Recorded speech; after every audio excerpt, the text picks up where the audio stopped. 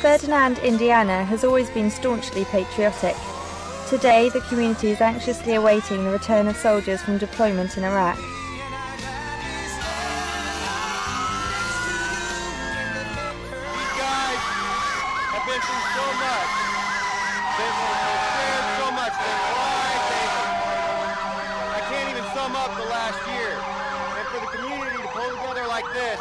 It's great. I mean, everybody here is fighting back tears. Everybody is. In other American cities, criticism of the war is growing. However, here, returning soldiers are still hailed as heroes.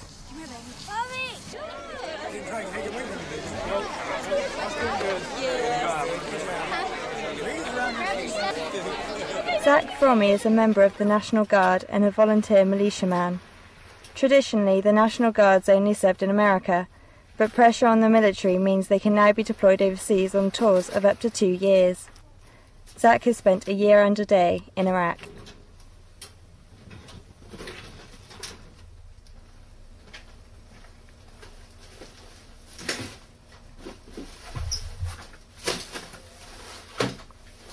It's pretty stressful. I mean, whether you're there a year or however long people are over there now, the whole year, you know, you always got to be watching. You can't turn your back on anything. You gotta watch everything that happens to make sure nothing bad happens to you. His wife hopes that Jack will not have to go to Iraq again. She fears for him and their young family. When Zach and his colleagues returned from Iraq, the men were proclaimed local heroes. Then it turned out that one of them, Dustin Berg, had killed an Iraqi colleague and deliberately wounded himself so that he would be sent home. He had to return his medals and ended up in jail.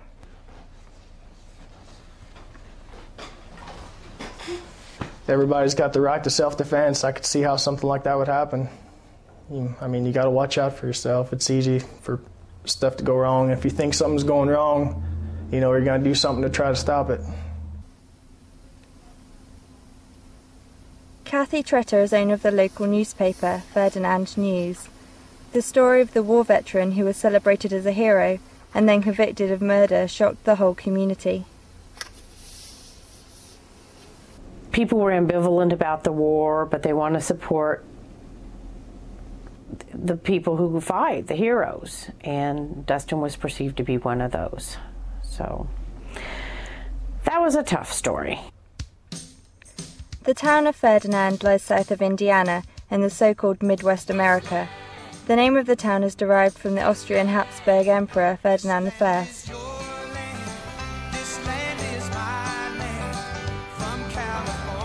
2,300 people live here.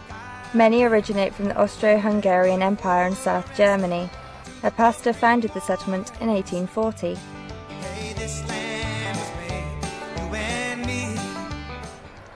The Central European roots of the inhabitants can be clearly seen through inscriptions on the old gravestones in the cemetery.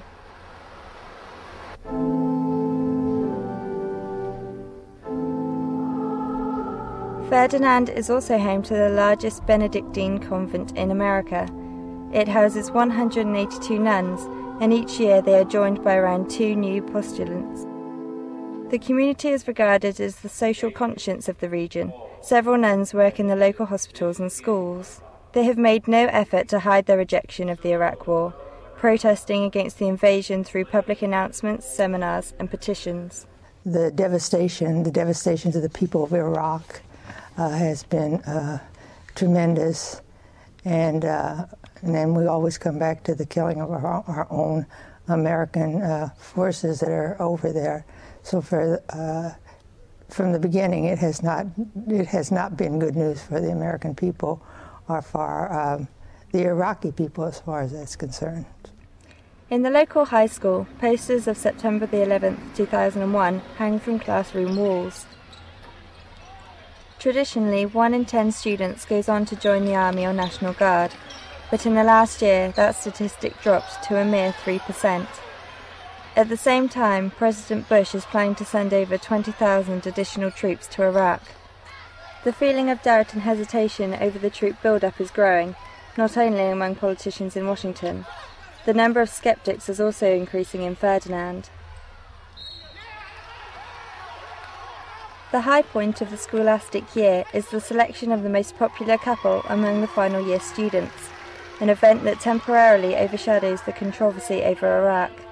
The winners will be crowned King and Queen.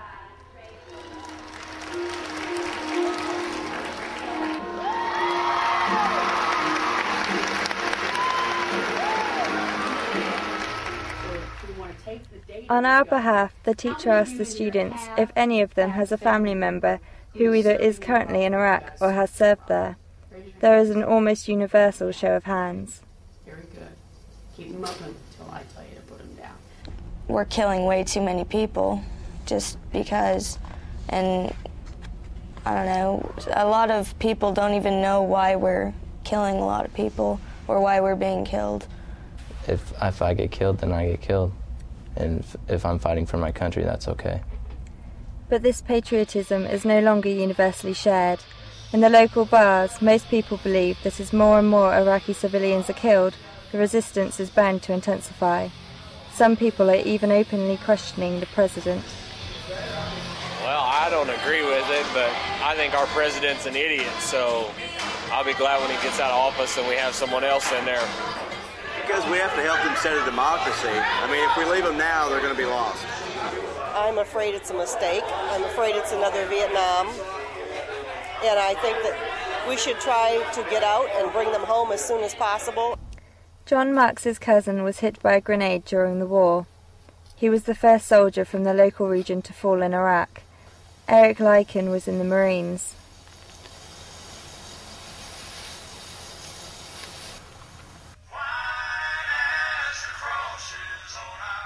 His family filmed the funeral service. They are proud of him, of the fact that he fought for American ideology.